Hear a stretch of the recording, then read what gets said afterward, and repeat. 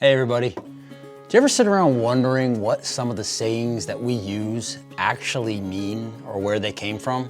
Like, you say stuff because you've heard it over the years from your parents, your grandparents, teachers, other people's parents and grandparents, and eventually you learn to insert them into your daily language. So when you're having a conversation, you're like, blah, blah, blah, blah, blah, and then something slides out, a little cliche or saying or something like that. But when you really think about it, you're like, I don't even know what that means. And where did it come from? And more importantly than that, is it still okay to say today? Because a lot of that old school stuff, you might be insulting somebody and not even know it. Good thing is they probably won't know it either. But I thought, why don't we do a short video series or a series of short videos on some of these sayings. We'll look them up, figure out what they are, if they're okay to say today, and where they came from.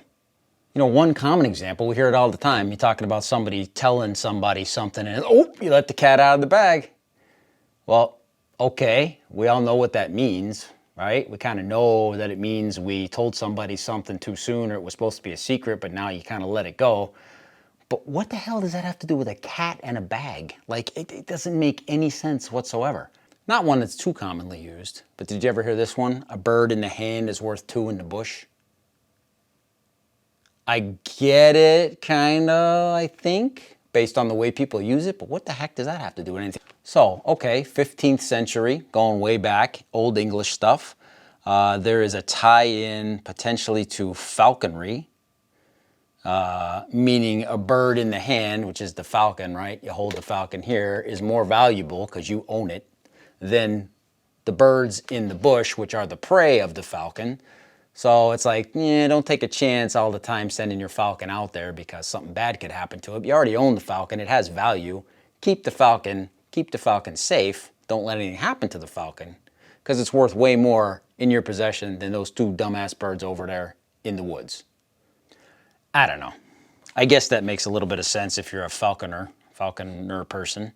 But basically, it like many other proverbs, warns against taking risks. It suggests that you should keep what you have and not risk it by going after more. Okay, all right, there you go. So next time you use that at a party, you can break it down for everybody and they'll probably turn the music up really loud and not listen to you. All right, so there's that one, bird in hand. It also happens to be a town in good old Pennsylvania where we live. Let's take a look at that. Bird in hand, Pennsylvania. True story. Down in Lancaster area somewhere. How about that? So let's dive into that one about let the cat out of the bag. That's way more common. We use that quite a bit.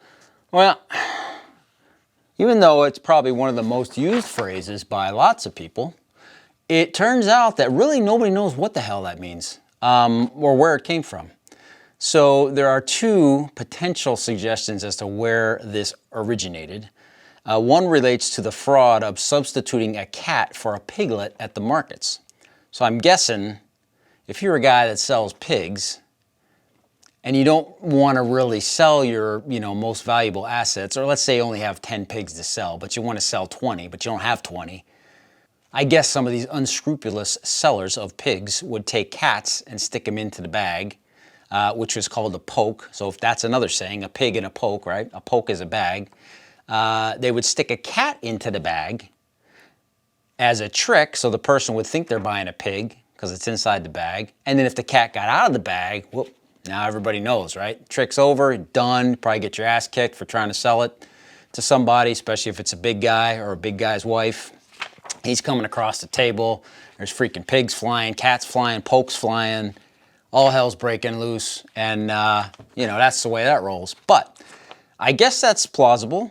There's another one that talks about a cat and nine tails, which is a medieval instrument of torture, pretty much. And I'm reading it. This doesn't make any sense whatsoever. And generally, people lean on the the cat in the bag as a substitute for the pig. So there you go. So next time you say, "Hey, you just let the cat out of the bag," you can throw in that meaningless crap about a pig in a bag. And again, I don't think anybody's really going to care that much. But, you didn't know that yesterday, but now you know it today. You know what? Bird in the hand, cat out the bag.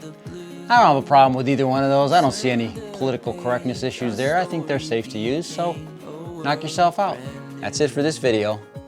We'll catch you next time. You and I.